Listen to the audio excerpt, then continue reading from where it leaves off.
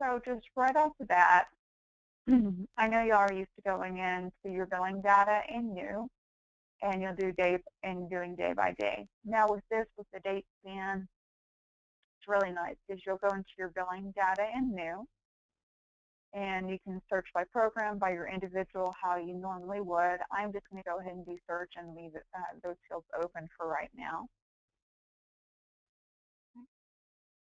So I have my service, I have my individuals to select, so I'm just going to go ahead and select this first one. Okay. And you have all your information up here, your authorization time, your authorization information. Here's the difference, your service date from and your service date to. You did have just this one box to where you could just put in one date, but now you can actually do from, let's see, the 1st to the 31st. And then you actually just put in the total billable units for that time period. So this is your hourly, so we're just going to say 50 units. And then you would just do submit. Submit and create new on this is actually something you probably have been using for this individual for this service. But submit and create new will actually go to the same individual for the same service authorization that you originally selected. So you will need to actually, when you do your month, go ahead and do your submit. Oh, people have already been playing with this. So if you notice up here, it will give you a warning not to let you go ahead and input in billing data for these service dates if it's already been done previously. So we'll go ahead and change those. And the big thing here is that you want to make sure that your billing dates are within your service authorization billing period. I won't let you enter anything in there either. So we're going to go ahead and push this back.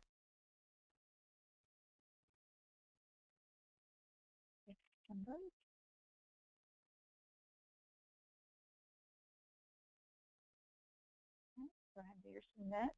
Okay, so it's been successfully submitted, so we can go back to our search results, go back to our list, select our next individual down the list. Now, with the date range or the date span billing, which this one has not been corrected yet, sorry.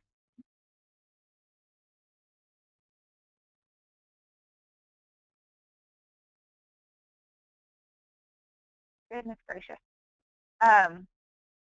What you can do with these is that with your service date from and to, is you can do your 1st to the 15th and put in your total billable units, and then you can do another for the 16th through the 30th or 31st, whichever month it may be, and input that information in and do another entry for that. Now, I believe that you do this on a monthly basis, the actual billing itself. I know y'all have been doing day by day by day for the most part, but this is really going to make it a lot more efficient for you, because even if you wanted to break it down even further than that, with the date span, you can do so. So if you wanted to do the 1st to the 15th, you can do that, or the 1st to the 10th, whatever the case may be. Now, the thing you got to keep in mind about the date span billing is when you actually go to look for the claim and the information, because you're not going to have just one service line. You're not going to have, or you're going to have, I'm sorry, you will have just one service line on your claim. But if you go and you search for, say, I did some billing data entry for 8/1 to 8/15, and I put in there, we'll just say, 4 units. Okay. And then I go back and I look for this information, or I look for the claim for possibly what was put in there for 8/2. You really won't get anything to come up. You really want to make sure that you search by whatever date span you're doing, because you did not generate billing data specifically for that data service. You did it for the date span. Okay, go ahead and do submit.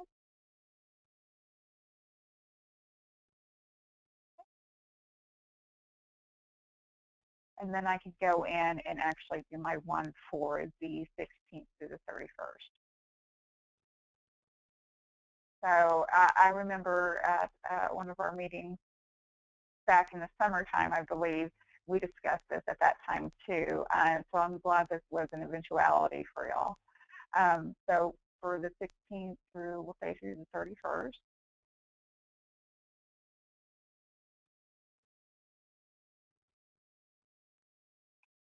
I could break that down as well. So I'll just say units there.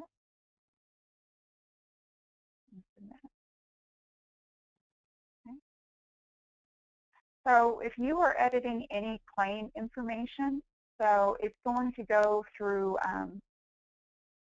basically, I'm sorry. So basically with the date span process, that's it. There's, really no tricks to it. It is basically putting in that date span of time and putting in your total billable units. Now, where this comes in even better is that if you do have an error and you've already done your submit, when you go and edit your claim information after it's come back, after it's gone through processing, whatever the case may be, you will just edit those total billable units in your billing data. Okay. So again, you're still not going to search for that one data service that may have been edited, or they came back to you later and said, no, this person only had 4 units on this data service, whatever the case may be. So if I come in here,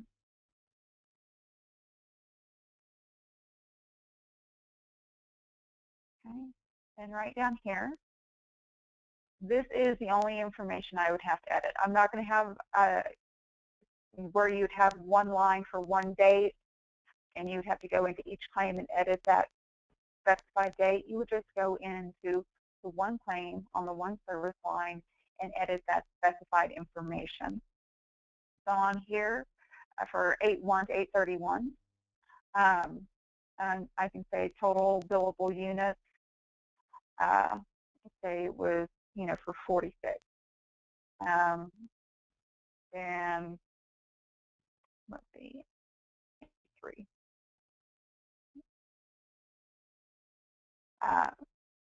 Until I've used this one a little bit, but then you would just update that information. Okay. And it's okay, you're adding your information, of course.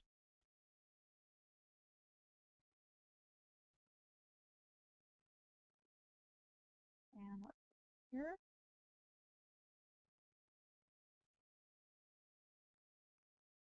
Okay. But really, I think for the most part that data entry, or that entry that y'all are going to be putting in on the billing data input, is, it's going to be worthwhile for your point, for your non-specialized individuals. Questions? And if you get a wild hair and want to do it day by day and make your life harder, you're more than welcome to still do it day by day. You just would not put anything in the end date. Okay? But it will not let you, so just for instance, if you do 8/1 to 8/15 and you do the total billable units, you can't go back in later and do an entry for 8/14. Okay? It will restrict you from doing that because it's saying there's already been billing data done for that date of service. You will just need to wait for that claim to come back from processing and edit that information at that time. This is only for non-specialized. This goes into effect, now let's see, I believe the 28th of this month.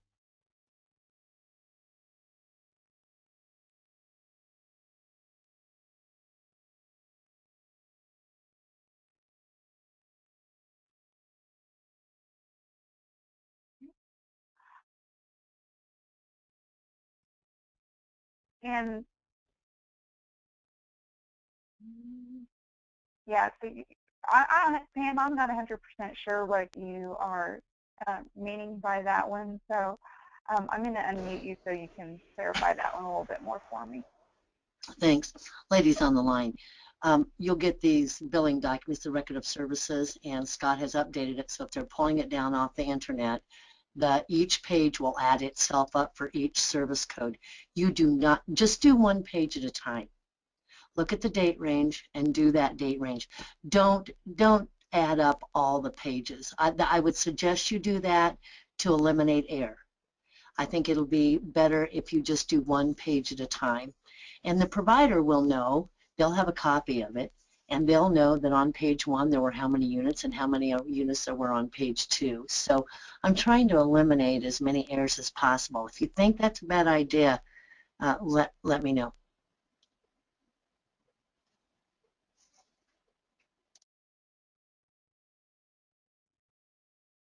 All right.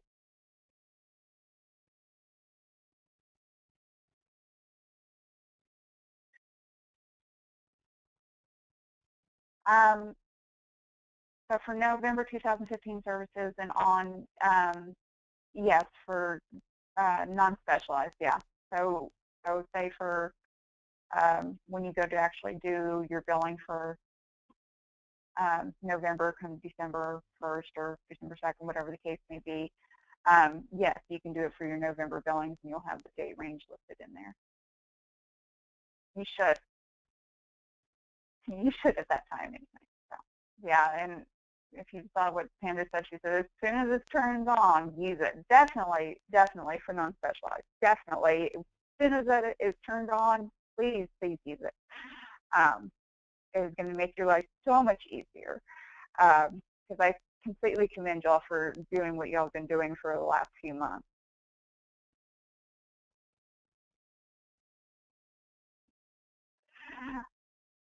Let's see here.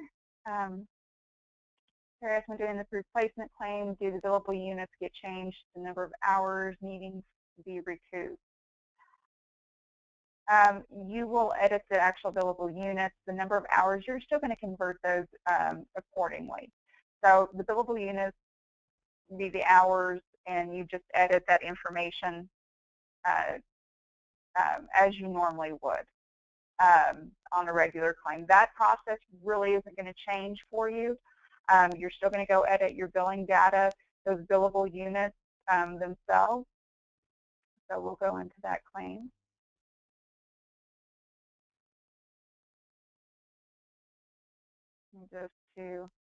So once you mark it as a replacement and you do your update, then you'll just edit that information. So say you overbilled or you didn't bill enough, whatever the case may be, you just go in and edit that information for those total billable units. So if it was more, or you should have billed for more, again, you'd add more to this number, save this, and resubmit. And that'll go through the process as a replacement claim.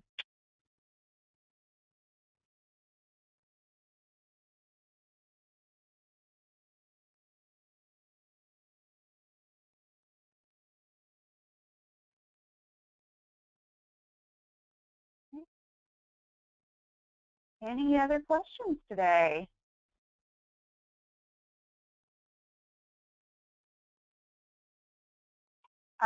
Terry, replacement is for any adjustments you need to make to the claim. Okay. It's to any process claim. Mary asked whether the provider has already approved the hours. Approved the hour. If I'm not sure, Mary, are you talking on the actual attendance itself? If they've approved the hours? You can still edit that information if you have the update in the super roll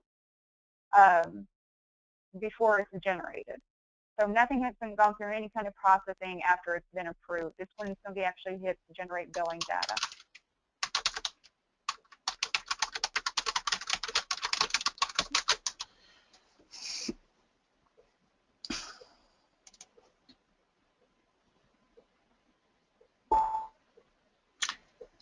It just dawned on me, Heather, that we have some specialized providers on the phone. Yeah, non-specialized. I was kind of confused for just a minute because there were only a couple of us from the DD side that do the to-do list. So Okay.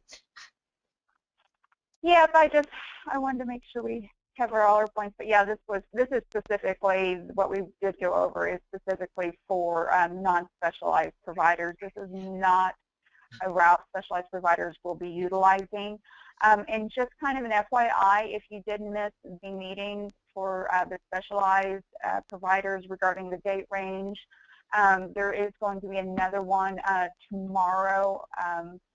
Pam, can you remind me of the time? I don't have Sure. that readily handy. Tomorrow at 10 o'clock. At 10 o'clock, and you can sign up for it on the Nebraska State page and register for that one as well. And I would really encourage that. So it'll give you a nice overview of what's going on and what you can expect to see on the specialized side of things. All right. Does anybody have any other questions? Pam, did you want to add anything else? I don't think so. It is really pretty straightforward, Heather. So Really I is. don't think they'll have I don't think they'll have any trouble with the non-specialized at all. And for the specialized provider that's on the call a lot, who also does non-specialized, I think that this will be a really good fix for you as well. And make sure that you download the form off the internet so that you have the totals already, and all you have to do is the you're not entering non-specialized, so it doesn't really apply to you. That's right. We're doing all the entries. Dee Dee's doing all the entries for that. Sorry, I spoke out of turn. Yeah, go ahead. No, I think this is going to be so great. I'm so excited that they got this going through, especially for the non-specialized. I was so excited to see that, see it come across. All right. Well, if no one has any other questions, I really do think it's going to be very straightforward and make your lives a lot easier, or I hope so. And Terry asked, does the info input in Therap for non-specialized replace the forms sent in? Terry, and Pam, correct me if I'm wrong, I believe you still have to send the forms in because the folks over at the DDD office will have to still input that information into Therap.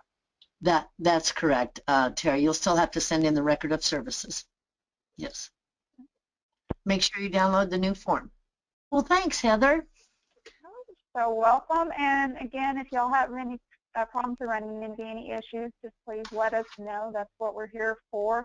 Other than that, and I will go ahead and have this posted on the state site just for reference. If you do have any questions and you do need to come back and reference this information, it will be there for you. So other than that, have a wonderful rest of your day and have a happy Thanksgiving, everyone.